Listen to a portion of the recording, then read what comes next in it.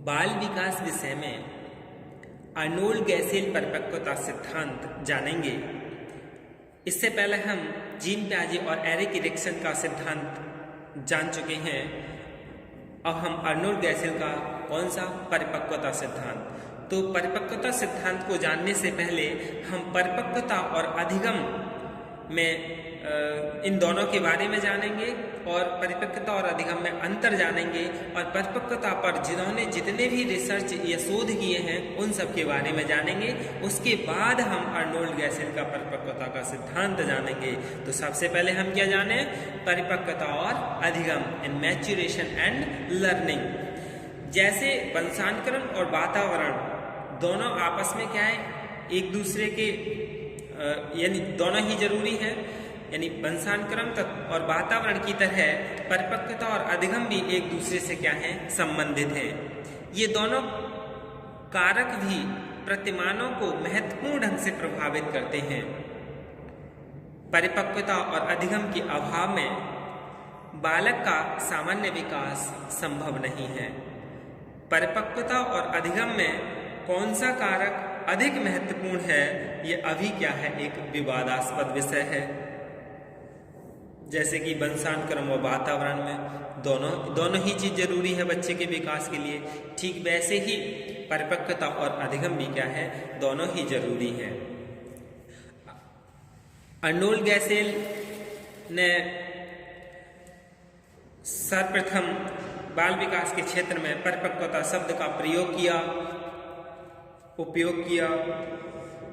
गैसेल ने परिपक्वता का अर्थ को स्पष्ट करते हुए कहा था कि परिपक्वता शरीर की आंतरिक व्यवस्था के कारण उत्पन्न स्नायुओं और मांसपेशियों की प्रौढ़ता और दृढ़ता है, जिस पर बाह्य वातावरण का प्रभाव नहीं पड़ता है।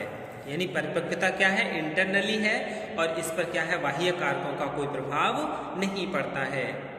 यानी परिपक्वता यानी जीवन के प्रारंभिक काल में परिपक्वता का कार्य और महत्व अपेक्षाकृत क्या है, अधिक होता है। बालक की आयु बढ़ने के साथ साथ इसका महत्व कम होने लगता है और वातावरण का प्रभाव स्पष्ट रूप से दिखाई देने लगता है। गर्भकालीन अवस्था से ही विकास पर परिपक्वता का प्रभाव दिखाई देने लगता है। परिपक्वता की प्रक्रिया बालक में तब तक चलती है जब तक स्नायुविक शक्ति वृद्धि यानी नेचुरल पोटेंशियली फॉर ग्रोथ का ह्रास प्रारंभ नहीं होता। जब बालक मांसपेशियों और स्नायुविक प्रौढ़ता को प्राप्त कर लेता है तब उसमें परिपक्वता की प्रक्रिया समाप्त हो जाती है। लगभग 1 साल का बालक चलना वृद्धि और परिपक्वता के कारण सीखता है। माता पिता, संरक्षकों एवं अध्यापकों को बालक की परिपक्वता का ज्ञान होना क्या है, जरूरी है। यदि उन्हें मालूम हो कि किस आयु स्तर पर बालक ने कितनी शारीरिक और मानसिक परिपक्वता अर्जित की है, तो बालक को क्या है, उसकी परिपक्वता के अनुसार क्या है, शिक्षण दे सकते हैं। इसीलिए प्रत्येक शिक्षक को परिपक्वता के बारे में जानना जरूरी है। अब इसके बारे में हम विस्तार से जानेंगे इसी में ही। जैसे एक एग्जाम्पल रूप में समझ लें, यदि एक 1.5 वर्ष के बालक को साइकिल चलाना कितना भी क्यों ना सिखाया जाए, वह साइकिल चलाना नहीं सीख पाएगा, क्योंकि इस कौशल के लिए बालक में 1.5 वर्ष की अवस्था तक परिपक्वता नहीं आ पाती है। लगभग 3 वर्ष के बालक में उतनी शारीरिक और मानसिक परिपक्वता आ जाती है कि वह थोड़ी सी सहायता से ही साइकिल चलाना सीख लेता है। परिपक्वता का महत्व कौशलों के अधिगम के अलावा संवेगों एवं वस्तुओं के बोध क्षेत्र में भी है। और क्या है, परिपक्वता के अध्ययन का महत्व केवल बाल मनोवैज्ञानिकों के लिए ही नहीं, बल्कि इसका महत्व शिक्षकों और माता पिता के लिए भी है। यदि इन सबको इस बात का स्पष्ट ज्ञान हो जाए कि बालक में किस आयु स्तर पर कितनी परिपक्वता होती है, तो ये लोग बालकों के प्रशिक्षण और अभ्यास के लिए उपयुक्त व्यवस्था कर परिपक्वता का अधिक से अधिक लाभ ले सकते हैं। उपयुक्त परिपक्वता के अभाव में किसी भी प्रकार का अभ्यास और शिक्षण क्या है, व्यर्थ होता है। और यानी एक और बात जान लें कि बालक में दूसरे वर्ष और तीसरे वर्ष के मध्य, यानी 2 साल और 3 साल का जब बालक होता है, 2 से 3 साल का, इसके मध्य क्रिटिकल पीरियड पाया जाता है। क्रिटिकल पीरियड का मतलब क्या है जान लेते हैं। इस अवधि में बालक में मां से अलग रहने की आदत नहीं डाली जाएगी, तो हो सकता है कि उसमें अति पराश्रितता यानी ओवर डिपेंडेंसी के लक्षण उत्पन्न हो जाएंगे। अति पराश्रितता लक्षणों की उपस्थिति में बालक के व्यक्तित्व का विकास भी क्या है कुंठित हो सकता है। ऐसा देखा भी होगा जब 2 से 3 साल तक का बालक, 3 साल तक यदि बालक अपनी माँ के गोद में या माँ के नज़दीक ही ज़्यादा रहता है, वह उनसे अलग होना नहीं चाहता है, तो बाद में भी बालक अपनी माँ से अलग होना नहीं चाहेगा। और ऐसे बालक क्या है फिर कुंठित हो जाते हैं यदि माँ उन्हें जबरदस्ती छोड़ के जाती है। तो बच्चे कैसे हो जाते हैं कि अब मेरा कोई नहीं है, इस तरह के उसमें विवृत्ति उत्पन्न हो जाती है। इसके बाद अब हम परिपक्वता का जो अध्ययन किया है उन लोग अध्ययन के बारे में जान लें कि कौन कौन सा अध्ययन किया है। सबसे पहले हम गैसेल और थॉमसन ने जो प्रयोग किया था उसके बारे में जान लें। इन्होंने क्या किया, तो जुड़वा बालिकाओं यानी ट्विन गर्ल्स का पर अभ्यास और परिपक्वता के प्रभाव का क्या है अध्ययन किया। इन बालिकाओं की आयु 46 माह थी। 46 माह का मतलब 3 साल और 3.5 साल, 4 साल ही लगभग थी। एक बालिका को 6 सप्ताह तक सीढ़ी चढ़ाने का अभ्यास कराया और दूसरी को 2 सप्ताह तक सीढ़ी चढ़ाने का अभ्यास कराया, यानी एक के लिए 6 सप्ताह तक और दूसरी के लिए 2 सप्ताह तक सीढ़ी चढ़ाने का अभ्यास कराया। इससे क्या देखा उन्होंने कि दूसरी बालिका 2 सप्ताह में ही पहली बालिका की भांति चढ़ने लग गई। इन बालिकाओं ने इस अध्ययन से निष्कर्ष निकाला, इन मनोवैज्ञानिकों ने, कि किसी भी क्रिया को सीखने में अभ्यास का लाभ तब तक नहीं होता जब तक कि बालक की शारीरिक परिपक्वता पूर्ण न हो जाए। और दूसरा, गैसेल ने रिसर्च करा। इन्होंने अपने अध्ययन में 3 प्रकार के बालक चुने।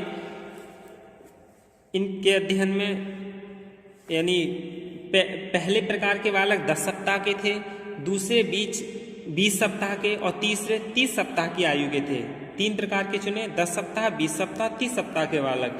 इन तीनों आयु के बालकों को क्रमशः एक हवादार कमरे में रखकर उनमें उत्पन्न भय का अध्ययन किया। गैसेल ने अपने अध्ययन में देखा कि 10 सप्ताह के बालकों में किसी प्रकार का भय नहीं था, जबकि 20 सप्ताह के बालकों ने बेचैनी थी और घबराहट का अनुभव हुआ। और 30 सप्ताह के बालकों को जब भय की परिस्थिति में रखा गया तो उन्होंने व्याकुलता और रोने चिल्लाने जैसे व्यवहार का प्रदर्शन किया।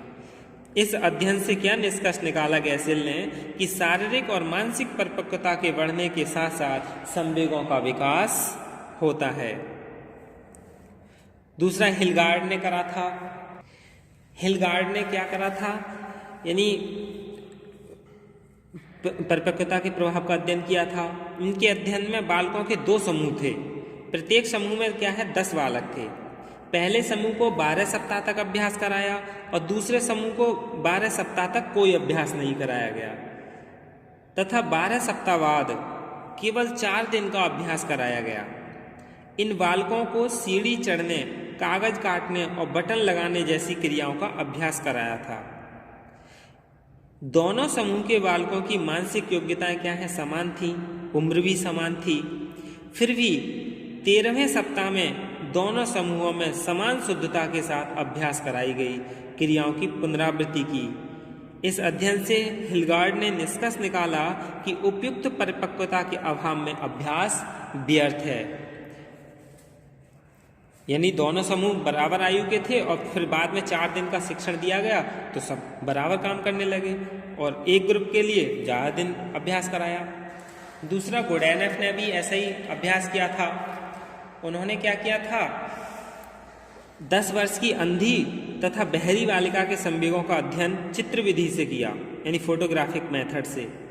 गुडैनफ ने अपने इस अध्ययन से विभिन्न संवेगात्मक अवस्थाओं में इस बालिका के फेशियल एक्सप्रेशन के फोटोग्राफ्स लिए।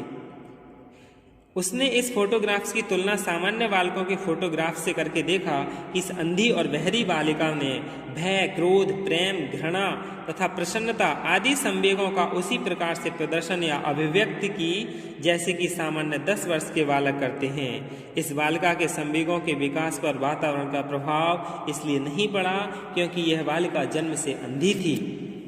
गुडैनफ ने निष्कर्ष निकाला कि संवेगों का विकास परिपक्वता से महत्वपूर्ण ढंग से प्रभावित होता है। दूसरा, मैकग्रॉ ने 2 जुड़वा बालकों जॉनी और जिमी का अध्ययन किया। उसने अपने अध्ययन में परिपक्वता और अधिगम के सापेक्षिक प्रभाव का अध्ययन किया। जॉनी को 2 प्रकार की क्रियाओं का अभ्यास कराया।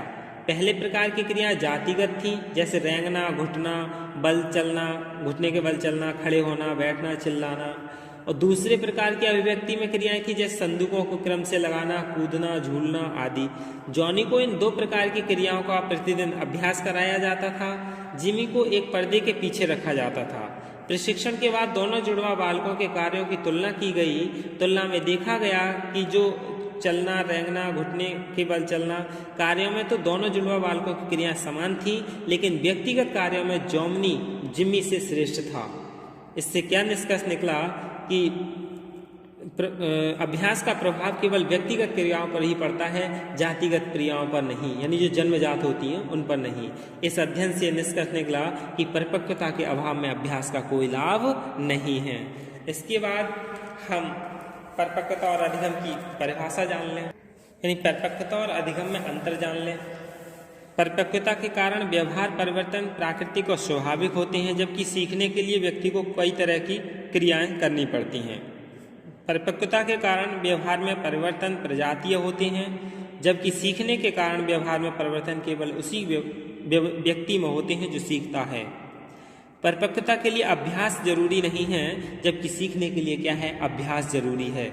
समाज में व्यक्ति जीवन पर्यंत सीखता रहता है, जबकि परिपक्वता की क्रियाएं लगभग 25 वर्ष की अवस्था तक पूर्ण हो जाती हैं। परिपक्वता अनुकूलन और प्रतिकूल दोनों ही परिस्थितियों में निरंतर चलता रहता है, जबकि सीखना केवल अनुकूल परिस्थिति में ही व्यक्ति सीखता है, प्रतिकूल परिस्थिति में वह नहीं सीखता है। परिपक्वता स्वाभाविक प्रक्रिया है और प्रेरणा का इस पर प्रभाव नहीं पड़ता है, जबकि सीखना प्रेरणा से ही प्रभावित होता है, यानी किसी को मोटिवेट करें तो वो जल्दी सीख जाता है। परिपक्वता वंशानुगत है और क्योंकि यह प्रक्रिया गर्भधारण के तुरंत बाद प्राप्त हो जाती है, जबकि अधिगम पूर्णतः अर्जित तथा वातावरण से प्रभावित होता है।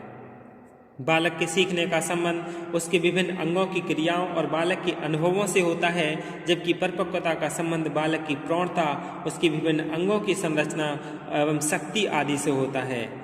अधिगम बालक की शारीरिक और मानसिक परिपक्वता पर आधारित है, लेकिन परिपक्वता अधिगम पर आधारित नहीं है। सीखने और परिपक्वता में इन जो हमने जाना अंतरों के होते हुए भी दोनों ही प्रक्रियाएं एक दूसरे से घनिष्ठ रूप से संबंधित हैं, इसलिए परिपक्वता और अधिगम दोनों ही कारक महत्वपूर्ण ढंग से प्रभावित करते हैं, यानी बालक के शारीरिक और मानसिक विकास को। तो इसलिए परिपक्वता और अधिगम दोनों में अंतर है और दोनों एक दूसरे पर क्या हैं, आश्रित हैं। धन्यवाद।